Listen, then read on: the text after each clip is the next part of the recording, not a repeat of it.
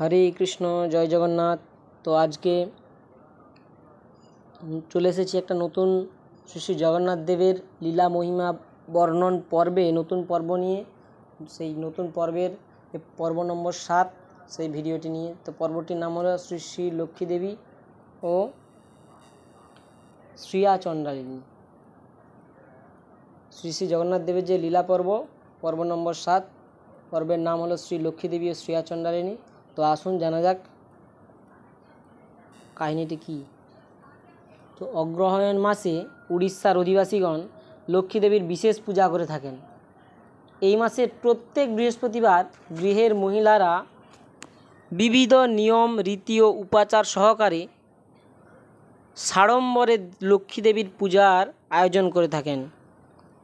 ওই দিন লক্ষ্মী দেবী শ্রী জগন্নাথের অনুমতিক্রমে মন্দির থেকে বাইরে আসেন তাঁর ভক্তদের সঙ্গে সাক্ষাৎ করতে। একবার এক শুভ বৃহস্পতিবারের সকালে এক বৃদ্ধা ব্রাহ্মণীর ছদ্মবেশে লক্ষ্মীদেবী বিভিন্ন গৃহ পরিদর্শন করতে গেলেন। এক বণিক গৃহে গিয়ে দেখলেন তারা তখনও শয্যা ত্যাগ করেনি, সেজন্য তাদের বাড়িঘরও পরিষ্কার করা হয়নি। তিনি ওই গৃহের এক মহিলাকে ওই বিশেষ দিনে লক্ষ্মীদেবীর আরাধনা করার গুরুত্ব বোঝালেন, কিন্তু ওই বৃদ্ধা লক্ষ্মীদেবীর কথায় কর্ণপাত না করায় তিনি তাদের গৃহ থেকে সকল ঐশ্বর্য অপহরণ করলেন এবং ক্রমশ ওই পরিবার অত্যন্ত দরিদ্র হয়ে পড়ল এবং ভিক্ষাবৃত্তি গ্রহণ করল। তারপর লক্ষ্মীদেবী একটি গ্রামে গেলেন যেখানে চণ্ডালেরা থাকে। তিনি শ্রিয়া চণ্ডালিনীর গৃহে গেলেন। তিনি ওই দিন ব্রত পালন করত। খুব ভোরে উঠে সমস্ত গৃহ পরিষ্কার পরিচ্ছন্ন করে লক্ষ্মীদেবীর পূজার উদ্দেশ্যে আলপনাদি দিয়ে সুন্দরভাবে সুসজ্জিত করেছিলেন। এসব দেখে লক্ষ্মীদেবী অত্যন্ত প্রীত হয়ে তাঁকে আরও ধন ঐশ্বর্য বৃদ্ধির জন্য আশীর্বাদ করে সকল মনস্কামনা পূর্ণ করলেন। ইতিমধ্যে শ্রী জগন্নাথ ও বলদেব প্রাতঃভ্রমণে গিয়ে লক্ষ্মীদেবীকে চণ্ডালের গৃহ থেকে প্রত্যাবর্তন করতে দেখলেন। এতে বলদেব অত্যন্ত বিচলিত হয়ে জগন্নাথকে কঠোর ভাষায় বললেন, তোমার স্ত্রী আজকাল চণ্ডালের গৃহে যাচ্ছে। তারা অপবিত্র, সদাচারহীন, কোনো বিধি নিয়ম পালন করে না।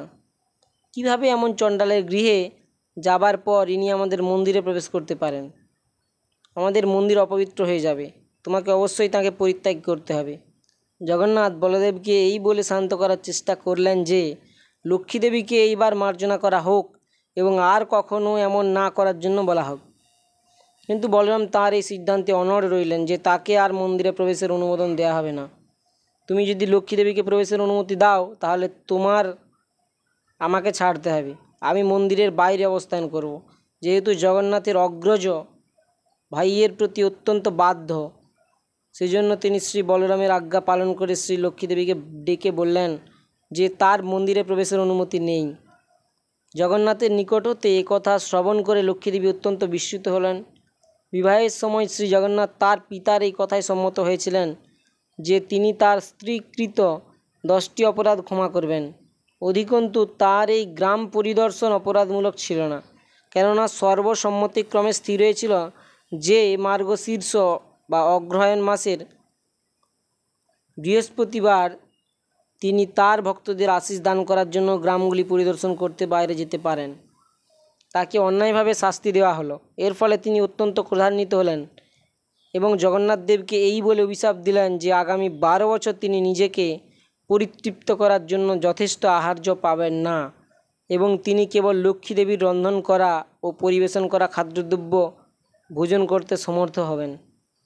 জগন্নাথকে অভিশাপ দানের পর তিনি যখন তার সকল পরিচারিকা সহ মন্দির ত্যাগ করলেন, তখন মন্দির ঐশ্বর্য শূন্য, শ্রীহীন হয়ে উঠল।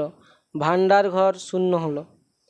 পরদিন সকালে জগন্নাথ ও বলরাম প্রাতরাশের জন্য অপেক্ষা করলেন, কিন্তু কিছুই এলো না। বলরাম জগন্নাথকে জিজ্ঞাসা করলেন, আমাদের প্রাতরাশের কি হলো? এত বিলম্ব হচ্ছে কেন? জগন্নাথ উত্তরে বললেন, কোনো প্রাতরাশ তৈরি করা হয়নি, কেননা লক্ষ্মীদেবী তার সকল পরিচারিকা সহ মন্দির ছেড়ে চলে গিয়েছে। সেজন্য রান্না করার কেউ নেই এখানে। তখন বলরাম ও জগন্নাথ কিছু আহার্য প্রস্তুত করার জন্য রন্ধনশালায় প্রবেশ করলেন। মন্দির থেকে তাদের দেবীকে বরখাস্ত করায় ক্রোধান্বিত হয়ে লক্ষ্মী দেবীর অনুচরগণ রন্ধনশালার সমস্ত উনুনগুলি ভেঙে দিয়ে গেছে।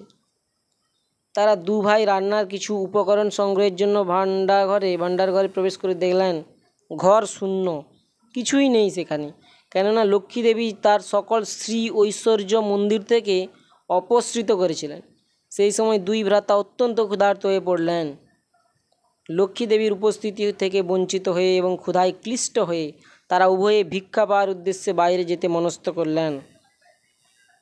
আমাদের জানতে হবে যে যদিও ভগবানই সকল ঐশ্বর্যের অধীশ্বর এবং প্রত্যেকের পালনকারী, তবুও তিনি একজন সাধারণ ভিক্ষুকের মতো ভিক্ষা করতে যাওয়ার এই বিশেষ লীলাটি করেছিলেন তার ভক্তের মহত্ব প্রমাণ করার জন্য। এইভাবে শ্রী জগন্নাথ ও শ্রী বলদেব দুজন ব্রাহ্মণের ছদ্মবেশে ধারণ করে গৃহে গৃহে ভিক্ষা করার জন্য নগরে গেলেন। লক্ষ্মী দেবী থেকে বঞ্চিত হওয়ায় তাদের উভয়কেই অত্যন্ত অশুভ দেখাচ্ছিল এবং সেজন্য কেউই তাদের ভিক্ষা দিচ্ছিল না। ইতিমধ্যে লক্ষ্মী দেবীর নির্দেশে সূর্যদেব সূর্যের তাপ বৃদ্ধি করেছিলেন। দুই ভাইকেই অত্যন্ত উত্তপ্ত বালুকার উপর দিয়ে অত্যন্ত কষ্ট করে হাঁটতে হচ্ছিল। তারা একটি সুন্দর পুষ্করিণী দেখতে পেয়ে তৃষ্ণা নিবারণ হেতু কাছাকাছি আসামাত্র জল শুকিয়ে গেল। অবশেষে তারা বৃক্ষের কচি পাতা ভক্ষণের উদ্দেশ্যে বৃক্ষের কাছে যাওয়া মাত্রই বৃক্ষের পত্ররাজি শুকিয়ে ঝরে পড়ে গেল। উভয়েই খুব ক্ষুধার্ত হয়ে পড়েছিলেন। বস্তুত তারা মন্দিরে এতই ঘন ঘন ভোজন করতেন যে তাদের একবার ভোজনের পর হাত ধোয়া মাত্রই পরবর্তী ভোজনের সময় সমাগত হতো। সেদিন সারাদিন অতিবাহিত হলো, কিন্তু তারা কিছুই ভোজন করতে পারলেন না। শীঘ্রই তারা একটি মন্দিরে গেলেন, যেখানে তখন প্রসাদ বিতরণ করা হচ্ছিল। বহু মানুষ সেখান থেকে প্রসাদ নিয়ে গৃহে ফিরছিল।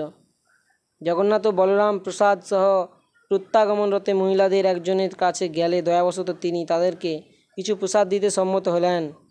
তার কাছে কিছু নিবেদন করা মুড়ি প্রসাদ ছিল।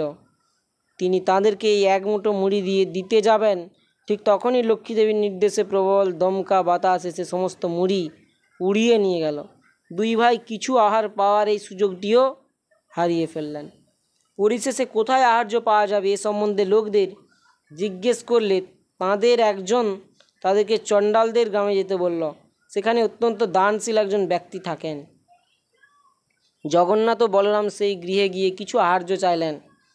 গৃহস্থ তাঁদের ভোজন করাতে পারবেন জেনে অত্যন্ত প্রীত হলেন, কিন্তু বলরাম একজন চণ্ডালের রান্না করা আহার্য ভোজন করতে সম্মত হলেন না, বরং তিনি নিজেই রান্না করে আহার্য প্রস্তুত করবেন বলে গৃহস্থকে কিছু অরন্ধিত আহার্য দ্রব্য, মানে রান্না করা হয়নি এরকম কোনো আহার্য দ্রব্য এবং রান্নার সরঞ্জাম ইত্যাদি ব্যবস্থা করে দিতে বললেন। একটি নতুন উনুন তৈরি করে দেওয়া হলো এবং রান্নার জন্য নতুন কিছু মাটির পাত্র দেওয়া হলো। জগন্নাথ রান্না শুরু করার জন্য প্রস্তুত হলেন, কিন্তু কিছুতেই উনুনে আগুন ধরাতে পারলেন না। আহার তৈরির কথা তো বলাই বাহুল্য। বলরাম জগন্নাথকে তার অপারদর্শিতার জন্য ভৎসনা করলেন এবং নিজে আহার্য প্রস্তুত করতে গেলেন। কিন্তু যখন বলরাম কাঠে আগুন ধরানোর চেষ্টা করলেন, কাঠ কিছুতেই জ্বলল না, কেবল প্রচুর ধোঁয়া সৃষ্টি হতে লাগলো। তাদের চোখ থেকে জল পড়তে লাগলো আর সকলেই কাশতে লাগলো। কিন্তু তখন বলরাম ও জগন্নাথ গৃহপতিকে কিছু রান্নাকৃত খাবার আনতে বলল। গৃহের পরিচারিকারা দুই ভাইকে আহার্য পরিবেশন করলেন। তারা যখন ভোজন করেছিলেন তখন তারা সহমত হলেন যে ওই খাবার অত্যন্ত সুস্বাদু। বস্তুত মন্দিরে পরিবেশিত আহার্যের মতোই সুস্বাদু। যেখানে লক্ষ্মী দেবী রান্না করেন, ভোজনের শেষে তাদের কিছু সুস্বাদু পিঠে পরিবেশন করা হলো। সচরাচর মন্দিরে ভোজনের শেষে লক্ষ্মী দেবী তাদের বিশেষ পিঠে খেতে দেন। লক্ষ্মী দেবী অবশ্যই এই গৃহে বিরাজ করছেন। জগন্নাথ ও বলরাম ভাবলেন, অন্য কেউ কীভাবে জানতে পারবে যে তারা ভোজনের শেষে বিশেষ পিঠে আহার করেন। জগন্নাথের অগ্রজ হয় বলরাম লক্ষ্মী দেবীর কাছে সঙ্গে সরাসরি কথা বলতে পারতেন না, কেননা তিনি তার ছোট ভাইয়ের স্ত্রী। উড়িষ্যায় এটাই রীতি। বলরাম জগন্নাথকে শ্রী লক্ষ্মী দেবীর নিকটে গিয়ে মার্জনা চাইতে এবং হাত ধরে তাকে মন্দিরে ফিরিয়ে নিয়ে আসতে অনুরোধ করলেন। তিনি লক্ষ্মী দেবীকে বলতে বললেন যে তার ভক্তবৃন্দকে পরিদর্শন করতে মন্দিরে বাইরে যেতে আর কখনোই বাধা দেওয়া হবে না, আর তিনি যেখানে খুশি সেখানেই যেতে পারবেন, কেবল সর্বদা তাকে মন্দিরে ফিরে আসতে হবে। জগন্নাথের নিকট সব কিছু শ্রবণ করে লক্ষ্মী দেবী পরিতৃপ্ত হলেন। তিনি জগন্নাথকে প্রতিজ্ঞা করলেন যে জগন্নাথের প্রসাদ গ্রহণ করার ক্ষেত্রে উঁচু জাতি বা নিচু জাতির মধ্যে কোনো পার্থক্য করা হবে না। অদ্যাবধি জগন্নাথ মন্দিরে জাতি বর্ণ ধর্ম নির্বিশেষে সকলকে প্রসাদ পরিবেশন করা হয়। এখানে ব্রাহ্মণ ও চণ্ডাল এক পাত্রে প্রসাদ ভোজন করতে পারেন।